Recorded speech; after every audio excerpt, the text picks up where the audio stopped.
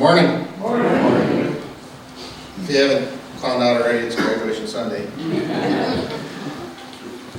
In a typical year, we get to experience the sights and sounds of graduation at close hand.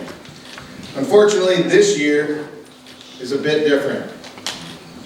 This year's graduates will experience a different graduation of sorts, one with varying degrees of celebration and experiences. With all the extenuating circumstances going on this spring, I am sure these graduates will definitely remember their graduating year of 2020.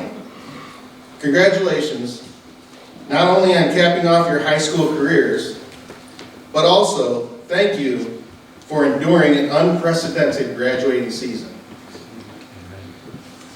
In a typical graduating year, we know the feeling in the air. The ceremony weather is typically warm, or at least warming up. Here in Michigan, it's 91 day and 20 the next. Moms and dads putting together family events, gathering all the party favors and the efforts to celebrate with friends and family. When the day finally arrives, the sights are colorful. Every senior is dressed in cap and gown adorning school colors, and either sharply dressed underneath or a tank top and swim trunks. Flowers and balloons seem to be completely necessary.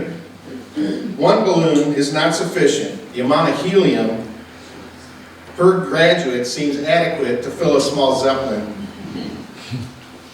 You can only hope they don't fill the balloons to the point to lift little brother off the ground. Of course, there are also photos and souvenirs. You may even have that proverbial t-shirt that lists all the graduates' names.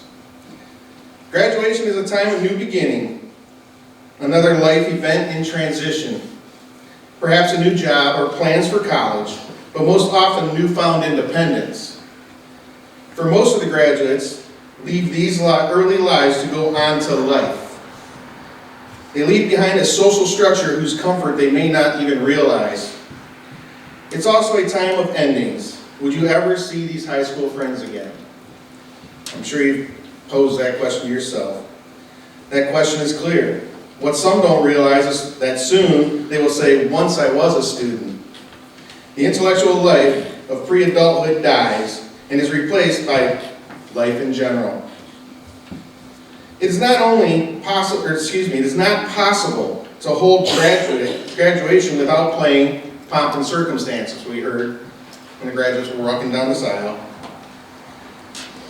There are, after all, certain rules and traditions. When we hold a ceremony, we hold those traditions. It is by unchanging ceremony that we mark the changing of life. Communion. Communion, too, is a ritual marking transition. It marks the great transition of history, from the law of the Old Testament to the grace of the New Testament. In this we see the way in which God has changed how he deals with mankind and the benefits we derive from that. For the individual Christian, it marks a transition from old life to new life. It marks the time that you went from being self-centered and self-ruled to be a disciple of the Lord. Communion looks forward to the next great transition, the coming of Christ. We partake of communion until he comes. The old reality in which we now live will give way to the new heaven and the new earth. To not only the graduates, but to every one of us, I encourage you to look within yourselves and see what has changed. It is fitting to do this at communion. Examine yourself. Bring your hopes and your failures to God, and remember the great transition at the cross. Gentlemen.